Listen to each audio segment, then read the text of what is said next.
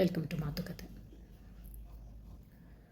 ನಮಗೆ ಚಿಕ್ಕ ವಯಸ್ಸಿಂದನೂ ನಾವೆಲ್ಲರೂ ಒಂಥರ ಈ ಸೀಸನಲ್ ಸ್ಟ್ರೈಕ್ಸ್ ಅಂತ ನೋಡ್ಕೊಂಡು ಬರ್ತಾನೇ ಇದ್ದೀವಿ. ಇದಕ್ಕೆ ಸೀಸನಲ್ ಸ್ಟ್ರೈಕ್ಸ್ ಅಂತ ಹೆಸರಿಡೋದು ಚೆನ್ನಾಗಿದೆ, ಯಾಕಂದರೆ ನೋ ಚೇಂಜು.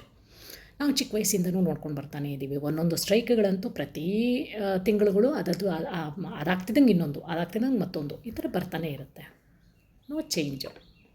ನಾವು ನಮ್ಮ ತಂದೆ ತಾಯಿಗಳು, ನೆಕ್ಸ್ಟ್ ನಮ್ಮ ಫ್ಯೂಚರ್ ಜನ್ರೇಷನ್ನು, ಅದಾದಮೇಲೆ ಅವ್ರ ಫ್ಯೂಚರ್ ಜನ್ರೇಷನ್ ಮೇ ಬಿ ಹೀಗೆ ಇರುತ್ತೆ ಅನಿಸುತ್ತೆ. ಸೊ ಅಲ್ಲಿ ನೀವು ಇಂಪ್ರೂವ್ಮೆಂಟು ಆಗ್ತಿರಲ್ಲ. ಪಾಪ ಮೀಡಿಯಾದವರು ತೋರಿಸ್ಲೇಬೇಕೇನು ನಡೀತಿದೆ ಅನ್ನೋದು ವಾಸ್ತವ. ಯಾಕೋ ಏನೋ ನೋ ಚೇಂಜು, ಸ್ಟ್ಯಾಗ್ನೆಂಟು. ಇದು ಒಂದಾದರೆ, ಇನ್ನೊಂದು ಒಂದು ಸ್ಟ್ರೈಕ್ ಅಂತ ಮಾಡಬೇಕಾದ್ರೆ ಮಾಡಿ. ಸ್ಟ್ರೈಕ್ ಮಾಡೋ ಹಕ್ಕು ನಮಗೇನು ಸ್ಟ್ರೈಕ್ ಮಾಡೋ ಹಕ್ಕಿಲ್ವ? ಹಾಗಾದರೆ ಏನ್ರಿ, ಡೆಮೋಕ್ರಸಿ ಕಂಟ್ರಿ, ಮಾಡ್ಕೊಳ್ಳಿ ಸ್ಟ್ರೈಕು. ಆದರೆ ಏನು ಹೇಳಲಿಕ್ಕೆ ಬರ್ತಿದ್ದೀನಿ ಅಂತಂದರೆ, ಒಂದು ಸ್ಟ್ರೈಕ್ ಮಾಡಬೇಕಾದ್ರೆ ಒಂದು ಪ್ಲ್ಯಾನಿಂಗ್ ಅನ್ನೋದಿರಬೇಕು. ಫಸ್ಟು ಈ ಸ್ಟ್ರೈಕ್ ಏನಕ್ಕೆ, ಹೇಗೆ, ಯಾವ ರೀತಿಲಿ ಮುನ್ನಡೆಸಬೇಕು, ಇಷ್ಟು ಇರಬೇಕು ಅದರಲ್ಲಿ ಪ್ಲ್ಯಾನಿಂಗ್ ಅನ್ನೋದು.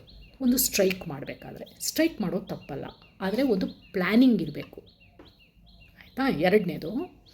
ಎರಡನೇ ಪಾಯಿಂಟ್ ಬಂದು ಪರಿಸರ ಸಂರಕ್ಷಣೆ ಮಾಡಬೇಕು. ಪರಿಸರಕ್ಕೆ ನಾವು ಧಕ್ಕೆ ತರಬಾರ್ದು ಅನ್ನೋರು ಎಲ್ಲಿ ಹೋದ್ರಿ, ಯಾಕೆ ಕೇಸ್ ಹಾಕ್ತಿಲ್ಲ ಹೈಕೋರ್ಟಲ್ಲಿ, ಸುಪ್ರೀಂ ಕೋರ್ಟ್ಗಳಲ್ಲಿ? ಯಾವುದೋ ಪಂಚರ್ ಆಗಿರೋ ಟಯರ್ ತೊಗೊಂಡು ಬರೋದು, ರೋಡಲ್ಲಿ ಇಡೋದು, ಅದಕ್ಕೊಂದಷ್ಟು ಪೆಟ್ರೋಲ್ ಸುರಿಯೋದು, ಧಗ್ ಹತ್ಸೋದು, ಅದು ಭಗ್ ಅಂತ ಉರಿಯುತ್ತೆ.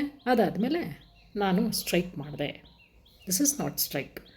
ಇಲ್ಲಿ ಪರಿಸರ ಹೋಗ್ತಾ ಇದೆ. ನಮ್ಮ ಫ್ಯೂಚರ್ ಜನ್ರೇಷನ್ಗೆ ನಾವೇನು ಬಿಟ್ಟು ಕೊಡ್ತಾ ಇದ್ದೀವಿ, ಏನು ಕೊಡ್ತಾ ಇದ್ದೀವಿ ಅವ್ರಿಗೆ? ವಿಷ ಹೊಗೆ ಅಲ್ವಾ? ಬೇಡ.